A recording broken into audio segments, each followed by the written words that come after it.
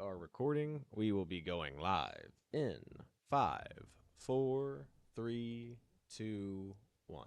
We're live. Good morning, Owasso. This is the Twins with Owasso Live, and this is the Morning Loop. It's currently 82 degrees outside already. We got a high of 100 degrees today, so again, stay hydrated, stay cool. Try to make sure you're making sure your kids and everybody else is staying hydrated because it's going to be hot and miserable. So if you're going to be outside today, be careful. And I would say if you got a pool after work, go to the pool, go swim, do something water related because, man, it's going to be miserably hot today again. So, with that being said, traffic conditions going into Tulsa are pretty fair right now, so there's no real issues for you if you haven't left to start your commute into Tulsa just yet.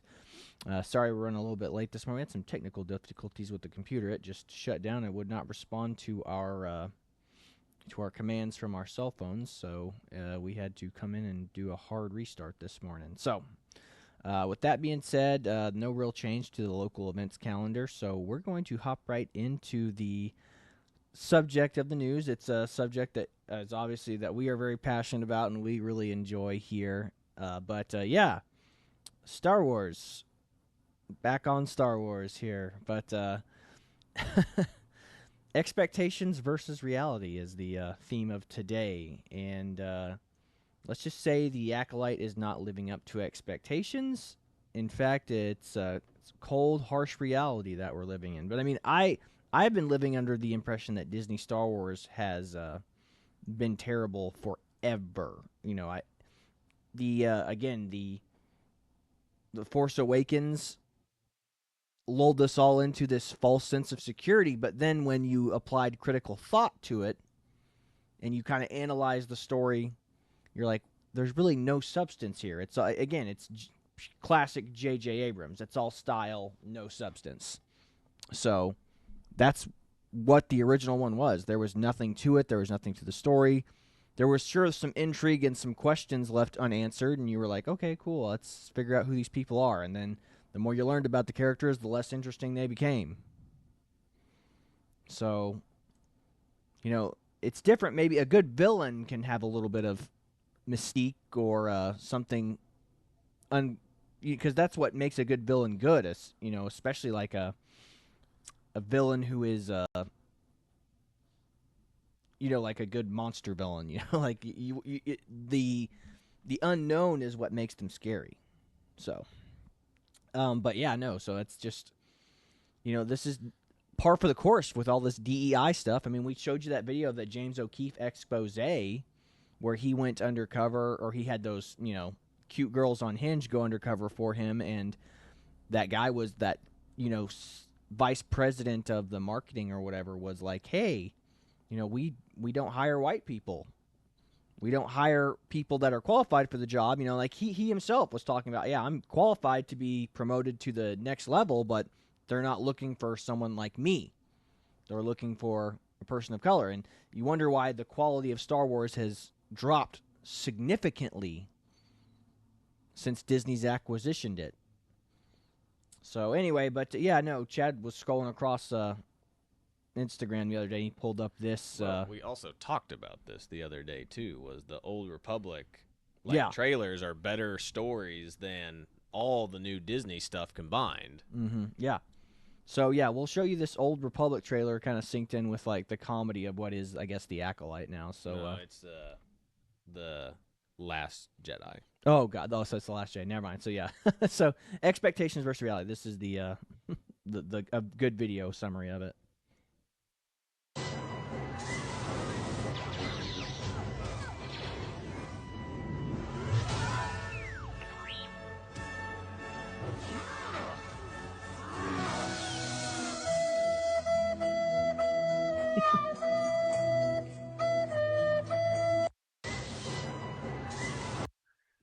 But yeah, that's a pretty good summary. I mean, like that again. The last Jedi was the one that I was going to walk out of the theater of because it was just so bad. The story was so boring, and it was just character assassination of all the good characters. So, I mean, I really don't know what else to say. I mean, that's what we got.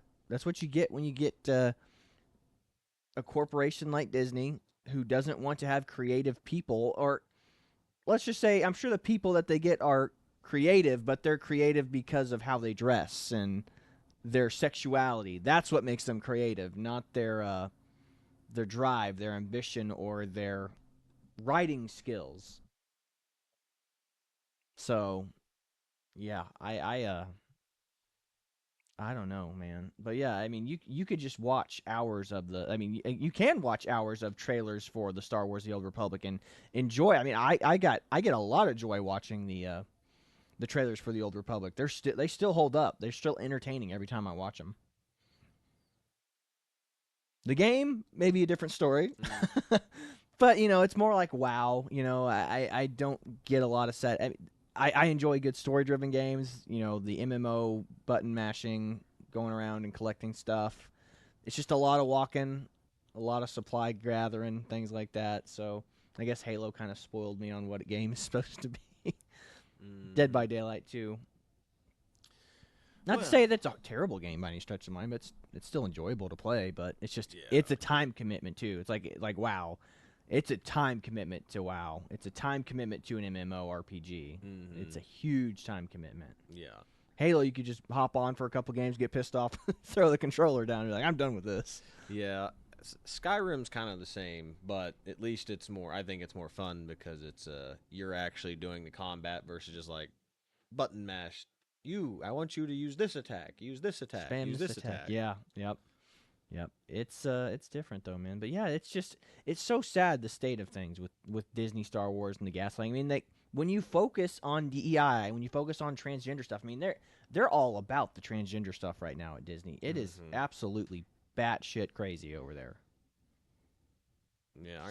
Isn't there like a little bit of that in the new like Inside Out movie or something like that? No, the new Inside Out movie actually stayed it stayed pretty away from that stuff, from what I understand. So I guess the original one did too. They didn't go, and if it wasn't blatant to the point where critics, especially critics who we enjoy listening to, were like, yeah, no, it's not offensively bad or by any stretch of the mind. Kind of like Fallout. Like Fallout didn't throw that crap in your face. There was a transgender character in there, like a transgender character in a post-apocalyptic future. Like, really? You're a very useful person, but they had one, and nobody was like, raw. It's like and even I was like, I was watching the movie, I was like, is that a dude or that's a chick pretending to be a dude? It's like, why are you doing that? Why is this a thing in a post-apocalyptic world? Doesn't make a lot of sense. No, it does not. Especially like a lone female being around a bunch of very testosterone driven dudes that are basically military like religious zealots. Yeah, no kidding. Yeah, we're talking about in a future where supplies are bleak, and it would be more like Mad Max, Road Warrior stuff. It'd be like, as much as you hate to say it, women would become commodities and resources at that point in time. And they would be used and abused accordingly. But I mean, that's just the way it is. It's like that's a realistic look at the future, and then you have these shows where it's just like going, no, women will be treated the same as they are now in a post-apocalypse. It's like, no, they won't be. I mean, keep dreaming.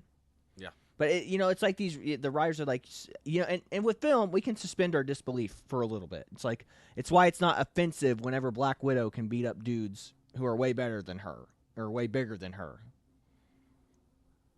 So you're like, okay, I can suspend my belief for now with this superhero world.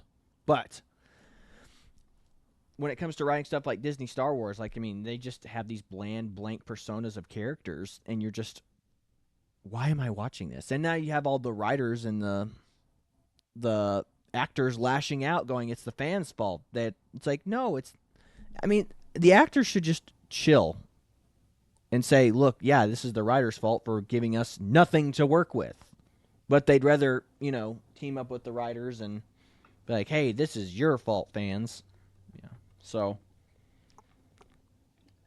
the sad state of affairs with the current zeitgeist of Star Wars and Disney. Mm-hmm. And I think we'll Well, go. Hollywood in general, when it comes to Mhm. just DEI and like we have to hire people based on racial or gender or sexuality preferences, not anything else. Not, oh, you're really good at writing scripts, or Mhm. you're a really good actor, or you're a really good director, whatever. It's what? How many boxes can we check for this person? Yeah, I mean, you should want to get the job because you're the best for the job. Like, you don't want someone to say, "Wow, you're a really good actor," for a person of color.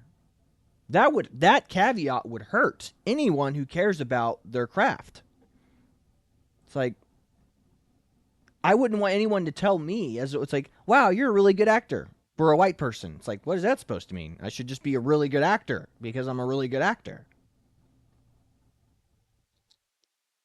If they're adding that caveat, but again, the talentless people who would never get their foot in the door are just tickled pink because now they are in the door and they're living their dream working for Disney, getting paid dividends on the profits of the movies. But I mean, how many shows have been like that Willow show? They have the cast of that Willow show and the writers. It's like they took that off of Disney Plus. It was so bad. Mm-hmm. Literally. So if you guys know Willow, the original Willow, which was like with Warwick Davis and Val Kilmer, Mm-hmm. like, it's an '80s kind of classic cult film, but Disney did a continuation of the Willow story with modern audiences in mind and made had lesbian relationships, two princesses and lesbian relationships, and they had, I don't even know. Like, I mean, the show, either way, the show was so bad that Disney no longer has it on its streaming service. That should tell you something about the quality of the writers that they have over there. We can only hope that the acolyte gets the same treatment. Yeah, they just undo everything they did and they go, yeah, none of this is canon anymore. But, we've been hoping about that I've been hoping they uncanonize a lot of that stuff since The Last Jedi. Mm-hmm. So, I mean, but it's bad. Anywho, I think that's about all we got for you today. We were going to keep it short and concise and just kind of keep it to a one subject show today. So, if you're not interested in Star Wars or culture like that, we apologize, but that's what we were kind of interested in talking about today. And we're trying to keep it a little shorter for the audience. So I hope everyone has a wonderful day. This is the Twins with Owasso Live, and we are signing off. God bless you. See you later, everybody.